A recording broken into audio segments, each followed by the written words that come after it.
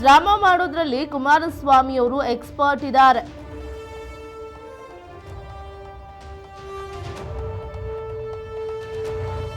ಅದು ಇಡೀ ರಾಜ್ಯದ ಜನರಿಗೆ ಗೊತ್ತು. ಯಾವ ಸಂದರ್ಭದಲ್ಲಿ ಯಾವ ರೀತಿ ಡ್ರಾಮಾ ಆಡಬೇಕು ಅನ್ನೋದು ಅವ್ರಿಗೆ ಚೆನ್ನಾಗೇ ತಿಳಿದಿದೆ. ವಿಷಯಗಳನ್ನ ಯಾವ ರೀತಿ ತಿರುಚಬೇಕು ಅನ್ನೋದು ಗೊತ್ತಿದೆ. ಅವರಿಗೆ ಸತ್ತವ್ರ ಮೇಲೆ ಅನುಕಂಪ ಇದೆಯೋ ಇಲ್ವೋ, ಆದರೆ ರಾಜಕೀಯ ಮಾಡಬೇಕನ್ನೋದಿದೆ.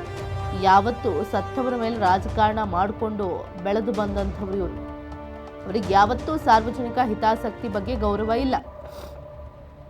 ಇವತ್ತು ಕೂಡ ರಾಜಕೀಯಕ್ಕಾಗಿ ಆರೋಪ ಮಾಡ್ತಿದ್ದಾರೆ. ಸರ್ಕಾರದ ಕಾರ್ಯಕ್ರಮ ಇದ್ದಿದ್ರಿಂದ ಡಿಕೆಶಿ ಅಲ್ಲಿ ಹೋಗಿದ್ರು. ಕಾರ್ಯಕ್ರಮ ಮುಗಿದ ಬಳಿಕ ಕಾತುಳಿತ ಆಗಿದೆ ಅಂತ ಗೊತ್ತಾಯ್ತು.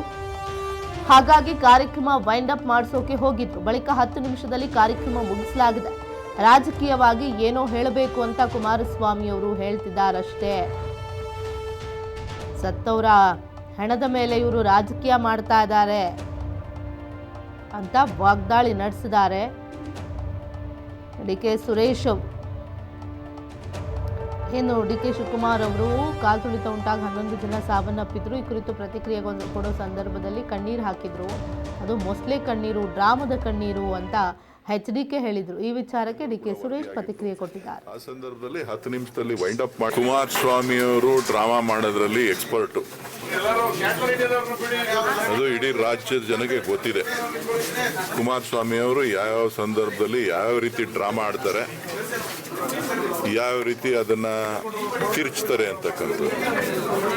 ಸೊ ಹಾಗಾಗಿ ನಾನು ಅದ್ರ ಬಗ್ಗೆ ಹೆಚ್ಚು ವ್ಯಾಖ್ಯಾನ ಮಾಡೋದು, ಕಾಮೆಂಟ್ಸ್ ಮಾಡೋದು ಅಷ್ಟು ಸೂಕ್ತ ಅಲ್ಲ ಅಂತ ಹೇಳಿದ್ದೀನಿ.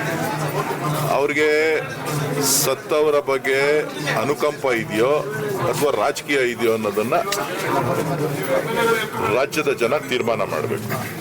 ಅವ್ರಿಗೆ ಯಾವತ್ತೂ ಕೂಡ ಅವರು ಸತ್ತವರ ಮೇಲೆ ರಾಜಕಾರಣ ಮಾಡಿಕೊಂಡೇ ರಾಜಕೀಯವನ್ನ ಬೆಳೆದು ಬಂದಂಥವ್ರು. ಅವ್ರಿಗೆ ಜನರ ಬಗ್ಗೆ, ಸಾರ್ವಜನಿಕ ಹಿತಾಸಕ್ತಿ ಬಗ್ಗೆ ಯಾವತ್ತೂ ಕೂಡ ಅವ್ರಿಗೆ ಗೌರವ ಆಗಲಿ, ಅವರು ನಡ್ಕೊಳ್ತಕ್ಕಂಥ ರೀತಿ ಆಗಲಿ ಯಾವತ್ತೂ ಕೂಡ ಇಲ್ಲ. ಸೊ ಇವತ್ತು ಕೂಡ ರಾಜಕೀಯಕ್ಕೋಸ್ಕರ ಇನ್ನೊಬ್ಬರನ್ನ ಮೇಲೆ ಆರೋಪವನ್ನ ಮಾಡ್ತಾ ಇದ್ದಾರೆ ಹೊರತು ಡಿಕೆ ಶಿವಕುಮಾರ್ ಅವರು ಕಾರ್ಯಕ್ರಮದಲ್ಲಿ ಸರ್ಕಾರದ ಕಾರ್ಯಕ್ರಮ ಆಗಿರೋದ್ರಿಂದ ಅಲ್ಲಿ ಹೋಗಿದ್ರು. ಹೆಂಗ್ ಹೋಗಿದ್ರು ಅಂತ ಕೇಳಿದ್ರೆ, ಸರ್ಕಾರ ಕಾರ್ಯಕ್ರಮವನ್ನು ವಿಧಾನಸೌಧದಲ್ಲಿ ಕಾರ್ಯಕ್ರಮ ಆಯೋಜನೆ ಮಾಡಿದ್ರು.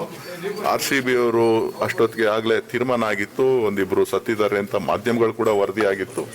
ಆ ಸಂದರ್ಭದಲ್ಲಿ 10 ನಿಮಿಷದಲ್ಲಿ ವೈಂಡ್ ಅಪ್ ಮಾಡಿ ಅಂತ ಹೇಳಲಿಕ್ಕೋಸ್ಕರ ಅವರು ಆ ಸ್ಥಳಕ್ಕೆ ಹೋಗಿ ಅದನ್ನ 10 ನಿಮಿಷದಲ್ಲಿ ಅಲ್ಲಿ ಬಂದಂತ ಅಭಿಮಾನಿಗಳಿಗೆ ವಿಚಾರವನ್ನ ತಿಳಿಸಿ ಕಾರ್ಯಕ್ರಮವನ್ನ ಮುಕ್ತಾಯಗೊಳಿಸಿ ಬಂದಿರತಕ್ಕಂಥದ್ದು. ಅದು ಮಾಧ್ಯಮಗಳಲ್ಲೂ ಕೂಡ ಇದೆ, ಸೋಷಿಯಲ್ ಮೀಡಿಯಾದಲ್ಲೂ ಕೂಡ ಇದೆ, ಎಲ್ಲನೂ ಕೂಡ ಇದೆ.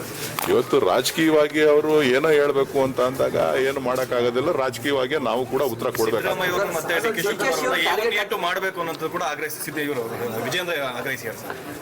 ವಿಜೇಂದ್ರನ್ಗೆ ಹೇಳಿ ಪ್ರಧಾನಮಂತ್ರಿನ, ಹೋಮ್ ಮಿನಿಸ್ಟರ್ನ A1A2 ಫಸ್ಟ್ ಮಾಡಲಿ. ಪ್ರಯಾಗ್ರಾಜ್ನಲ್ಲಿ ನಡೆದಂತಹ ಘಟನೆಗೆ